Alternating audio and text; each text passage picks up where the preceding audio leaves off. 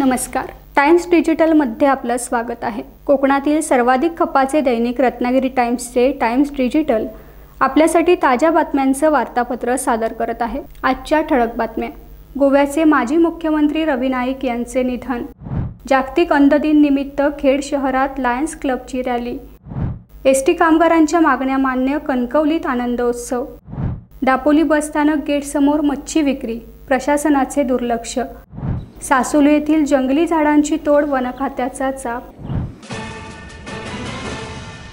गोव्याचे माजी मुख्यमंत्री रवी नाईक यांचे दुःखद निधन झाल्याने राज्यात 3 दिवसांचा दुखवटा जाहीर करण्यात आला. वयाच्या 79व्या वर्षी त्यांनी जगाचा निरोप घेतला. त्यांच्या निधनाने गोव्याच्या राजकीय सामाजिक क्षेत्रात मोठी पोकळी निर्माण झाली आहे. गोव्याच्या सामाजिक, सांस्कृतिक व राजकीय चळवळीत एका कार्यकर्त्याच्या निधनाने संपूर्ण गोव्यात शोकाकुल वातावरण निर्माण झाले आहे. अनेकांच्या मदतीला धावून जाणारे भंडारी समाजातील एक प्रभावी नेते आज आपल्यात नसल्याचे दुःख जनतेला झाले आहे. आज त्यांच्यावर अंतिम संस्कार होणार आहेत. मुख्यमंत्री प्रमोद सावंत यांनी त्यांच्या निधनाबद्दल शोक व्यक्त केला आहे. गोवा राज्यातील भंडारी समाजाचे नेतृत्व करताना त्यांनी सर्वसमावेशक असे समाजकारण केले.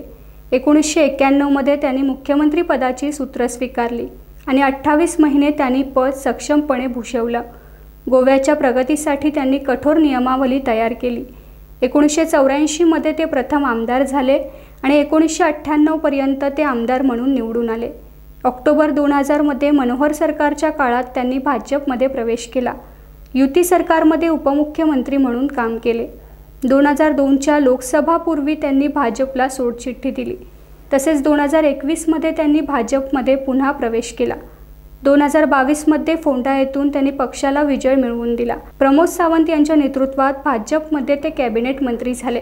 रवी नाईक हे गोव्याचे कृषी मंत्री होते. माजी मुख्यमंत्री रवी नाईक यांच्या स्मृतींना भावपूर्ण श्रद्धांजली. आज जागतिक अंध दिनानिमित्त Lions Club of Khed city व सहजीवन शिक्षण संस्थेच्या वतीने खेड शहरातून मंडणगड घराडी येथील स्नेहज्योती अंध विद्यालयातील मुलांना घेऊन रॅलीचे आयोजन करण्यात आले होते. 3 बत्ती नाका ते मधुपेय प्रोडक्ट येथून ते तटकरी सभागृहापर्यंत मुलांची रॅली काढण्यात आली. लायन्स क्लबचे मिलिंदभाई तलाटी यांनी मुलांसाठी अल्पोपहाराची व्यवस्था केली होती. त्यांच्या हस्ते श्रीफळ वाढवून रॅलीला सुरुवात करण्यात आली. लायन्स क्लबचे माजी अध्यक्ष रोहन विचारे यांनी आजच्या दिनाचे महत्त्व व या रॅलीचे आयोजन का करण्यात आले याबद्दल सविस्तर माहिती उपस्थितांना दिली. याप्रसंगी स्नेहज्योती अंध विद्यालयाचे सर्वेसर्वा उत्तम कुमार जैन, सेनगुप्ता, लायन्स क्लबचे माजी अध्यक्ष रोहन विचारे, सुरेश चिकणे, डॉक्टर मरकड, उत्तम कांबळे, विवेक कदम, शैलेश धारिया, सहजीवन शाळेचे शिक्षक व NCCचे सर्व विद्यार्थी उपस्थित होते. तसेच सहजीवन शिक्षण संस्था यांच्या वतीने या मुलांची रॅली आणि ही रॅली म्हणता येणार नाही तर आपल्या डोळस माणसांच्या डोळ्यामध्ये अंजन घालण्यासाठी ही रॅलीचं आयोजन आज या ठिकाणी आम्ही केलेलं आहे. कारण का ही मुलं लाचार नाही आहे, त्याच्यावर डिपेंड नाही आहे, तर ही मुलं स्वतंत्रपणावर स्वतःची कमाई करू शकतात. हा कुठेतरी संदेश या रॅलीच्या माध्यमातून आज द्यायचा आहे. आजचा दिवस त्यांचा नाही आहे, तर त्यांचा प्रत्येक दिवसही त्यांचाच आहे. पण आज आंतरराष्ट्रीय अंध दिन हा अंध दिन सहाय्यता म्हणता येणार नाही. त्यांना सहाय्यता करण्यासारखे आपण एवढे डोळच नाही आहोत. कारण का ते ज्याप्रमाणे वागू शकतात त्याप्रमाणे चालू शकतात, त्याप्रमाणे आपण डोळस माणसं चालू शकत नाही. म्हणून आजचा कार्यक्रम आठवले पहा की मुलं कशी वागतात, कशी चालतात, कशी बोलतात, कशी वावरतात, यासाठी आजचा हा नियोजन आणि नियोजित कार्यक्रम आज या ठिकाणी. एसटी कामगारांच्या विविध मागण्यांसाठी एसटी कामगार संघटनांच्या कृती समितीने आंदोलनाचा पवित्रा घेऊन राज्य सरकारला मागण्या मान्य करण्यास भाग पाडण्यात आले. महत्त्वाच्या मागण्या मान्य झाल्याने कणकवली एसटी बस स्थानकात कृती समितीचे कामगार प्रतिनिधी व एसटी कामगार यांनी पेढे वाटून आनंदोत्सव साजरा केला. यावेळी माजी आमदार वैभव नाईक यांनी या आनंदोत्सवात सहभागी होत एसटी कामगारांना सदिच्छा दिल्या. यावेळी वैभव नाईक यांचा सत्कार करण्यात आला.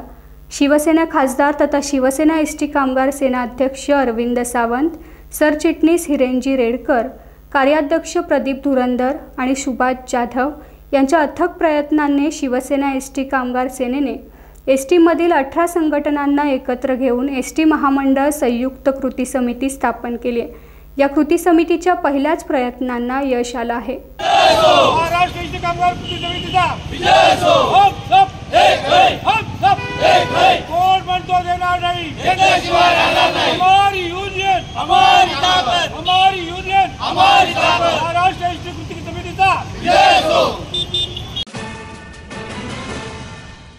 कोकणातील पर्यटन म्हणून ओळखल्या जाणाऱ्या दापोली शहरात प्रवेश करताच पर्यटकांचे स्वागत माशांच्या तीव्र दुर्गंधीने आणि घाण पाण्याने होत आहे।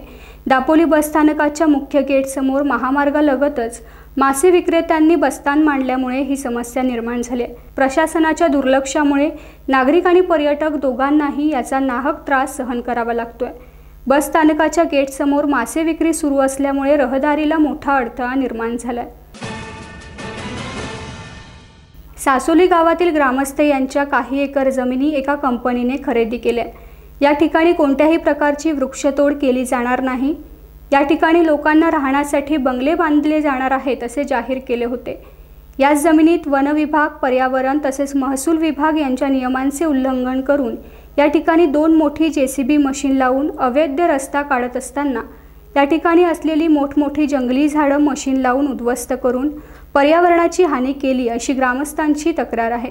याची माहिती उपविभागीय वन अधिकारी दोडामार्ग प्रभारी वनक्षेत्रपाल सुहास पाटील यांनी गंभीर दखल घेत अवैध वृक्षाची कत्तल प्रकरणी कारवाई करत दोन्ही मशीन सील करून कंपनीला दणका दिलाय। मोजमाप घेऊन दंडात्मक कारवाई करणार असे वनक्षेत्रपाल सुहास पाटील यांनी सांगितलंय। टाइम्स डिजिटलला लाईक करा, सबस्क्राइब करा, शेअर करा आणि बेल आयकॉन दाबायला विसरू नका। पाहत रहा टाइम्स डिजिटल।